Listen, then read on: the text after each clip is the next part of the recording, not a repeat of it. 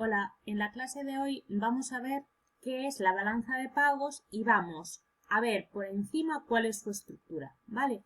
La balanza de pagos es un documento contable. ¿Qué quiere decir eso de que es un documento contable? Pues es un documento en donde se van a realizar una serie de registros en donde quede patente lo que intercambia tanto económicamente como financieramente nuestro país con el resto del mundo, ¿vale? Durante un periodo determinado.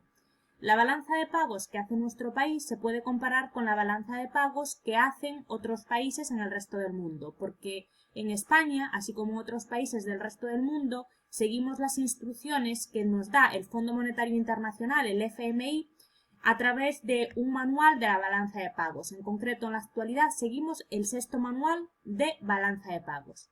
La balanza de pagos en sí se estructura en tres subbalanzas: la balanza corriente, la balanza de capital y la balanza financiera. En la clase de hoy simplemente vamos a familiarizarnos con la estructura de las tres subbalanzas, ¿vale?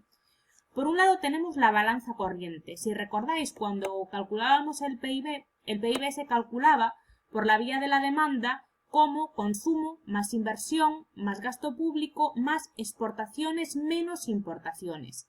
X menos M también se llamaba XN, que era exportaciones netas. Pues bien, las exportaciones netas, la X menos la M, es más o menos coincidente con el resultado que me va a dar la balanza corriente. C más I más G sería la demanda interna del país y X menos M sería la demanda externa del país.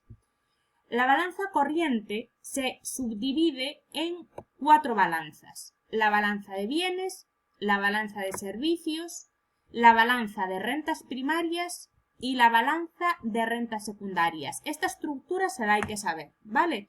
Por tanto, la balanza de pagos se estructura en tres balanzas: balanza corriente, balanza de capital y balanza financiera. Y a su vez, la balanza corriente se subdivide en balanza de bienes, balanza de servicios, balanza de rentas primarias y balanza de rentas secundarias. ¿Qué vamos a tener que anotar aquí o aquí y luego calcular el saldo con todo lo que vayamos sumando aquí y aquí en estas columnas? Pues vamos paso a paso. En la balanza de bienes o balanza comercial, lo que vamos a apuntar son las exportaciones o las importaciones ¿de qué? De bienes. Por ejemplo, España exporta aceitunas a Estados Unidos. Pues en este apartado anotaríamos una operación. España importa pantalones vaqueros de Levi's de Estados Unidos. La importación iría aquí. La importación supone que un ingreso o un pago. Un pago, si yo importo algo, tengo que coger dinero de mi bolsillo y pagarlo, ¿no? Pues por eso mismo la importación iría aquí. Y la exportación, como a mí el que me compra mi producto me tiene que pagar, ese pago para mí es un ingreso. Vale. La siguiente balanza que compone la balanza corriente es la balanza de servicios. ¿Qué servicios incluiríamos aquí? Pues multitud de servicios. Servicio de seguros, servicio de transporte, servicio bancario, el turismo. Fundamentalmente en España el turismo tiene un peso importante dentro de la balanza corriente, en concreto dentro de la balanza de servicios, ¿vale? Del mismo modo, vamos a anotar o aquí o aquí. Vamos a ver en los ejercicios, vamos a ver ya con ejemplos reales qué tendríamos que anotar aquí y qué tendríamos que anotar en este lado, ¿vale? Si los ingresos son mayores que los pagos, habrá un superávit. Si el ingreso es menor que el pago, habrá un déficit. Continuamos. Por otro lado tenemos las rentas primarias. ¿Qué ponemos en este apartado de rentas primarias? Pues bien, en este apartado pondremos rentas de capital financiero obtenidas en otro país o rentas del trabajo en un país que no es el de mi residencia. Por ejemplo, yo soy residente en España, pero todos los días voy a trabajar a Francia y tengo un rendimiento del trabajo, pues lo tendría que poner o aquí, lo vamos a ver en la práctica. O una persona de Francia viene todos los días a trabajar a territorio español. Eso sería un ingreso para el extranjero, pero para el gobierno español sería un pago, ¿no? Pues entonces, en función de la casuística, anotaríamos en un lado o en otro. O tenemos acciones de una empresa americana y esa empresa reparte dividendos que cobra una persona española. Ese dividendo, ese ingreso, ¿en dónde se colocaría? Pues iría dentro de renta primaria. Y ya para terminar esta balanza tenemos que hablar de las rentas secundarias. Las rentas secundarias son las transferencias corrientes. Os puede surgir la duda al tener que diferenciar en la práctica qué es una transferencia corriente y una transferencia de capital, que veremos después. La transferencia corriente es cuando a ti te dan dinero y no te dicen en qué tienes que gastar ese dinero. Te doy 1000 euros en concepto de ayuda social, pero no me dicen si es para comer o si lo tengo que gastar en el supermercado azul o en el supermercado amarillo. Es un dinero que me dan y yo me lo gasto, ¿vale? Dentro de las rentas secundarias también irían las remesas de migrantes a sus países, es decir, el dinero que un emigrante envía a su país, ¿vale? Si hay, por ejemplo, un nigeriano viviendo en España y ese nigeriano envía dinero a su país, ¿cómo se computaría eso? ¿Vale? El caso opuesto también podría o no computarse, lo veremos en la práctica, ¿vale? Simplemente lanzo ideas para que sepamos de lo que estamos hablando. Dentro de estas transferencias corrientes también podríamos tener en este apartado, por ejemplo, dinero que recibimos de la Unión Europea, pero no nos dicen en qué lo tenemos que gastar, ¿vale? Recuerda, la balanza de pagos tenía 3 subbalanzas: balanza corriente, balanza de capital y balanza financiera. La balanza corriente ya la hemos explicado, ¿vale? Que estaba compuesta por otras 4 subbalanzas. Nos vamos a la balanza de capital.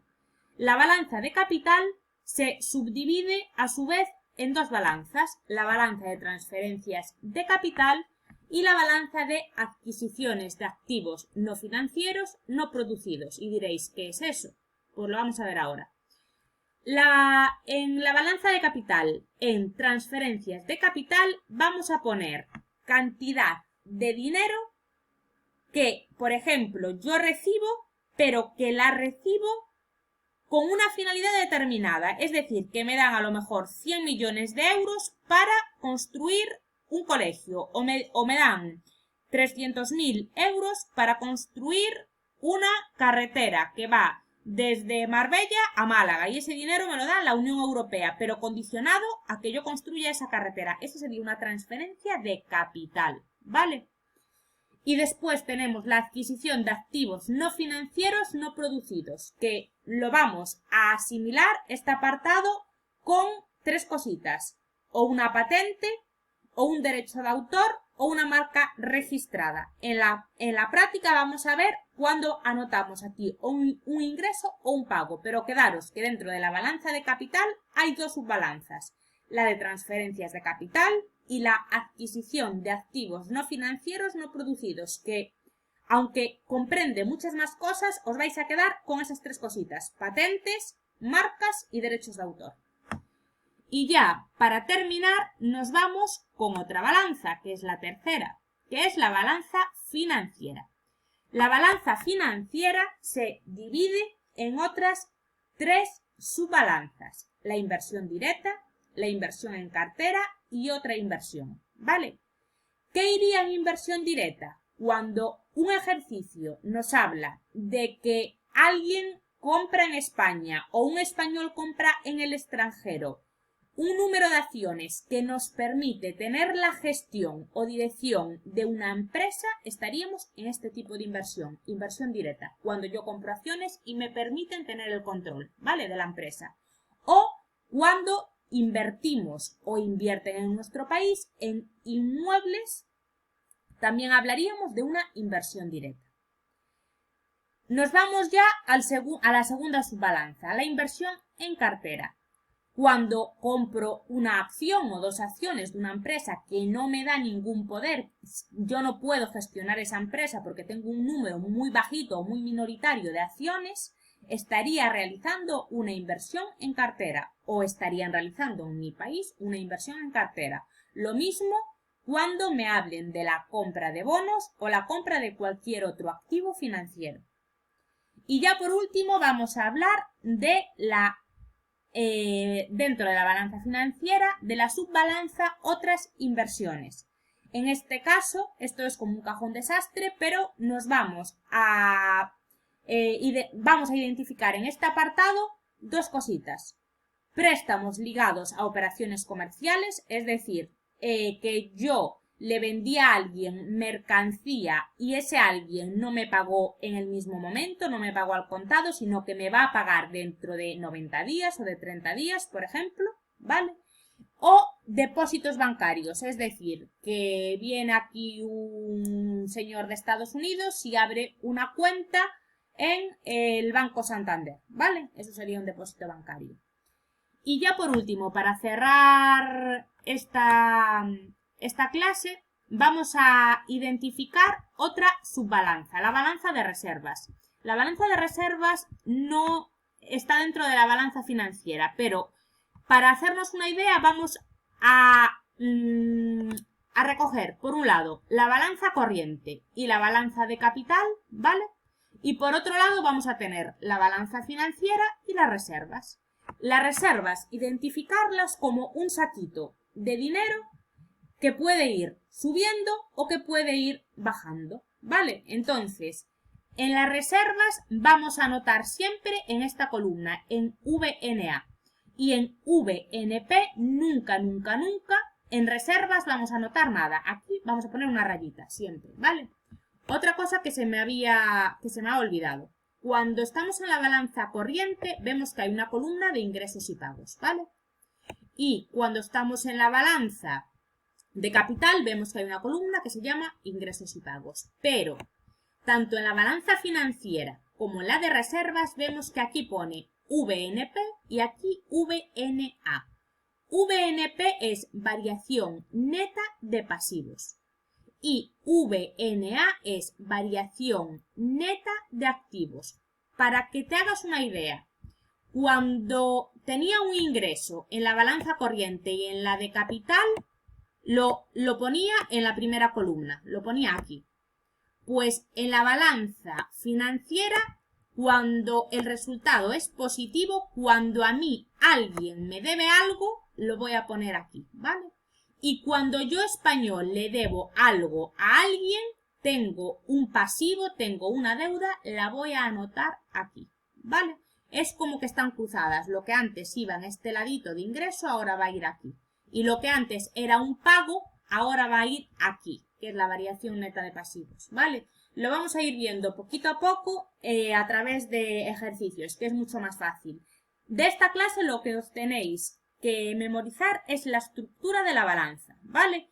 Balanza de pagos se estructura en balanza corriente, balanza de capital, balanza financiera y después tenemos las reservas. La balanza corriente se divide en balanza de bienes, balanza de servicios, rentas primarias y rentas secundarias, y me aprendo lo que van cada una.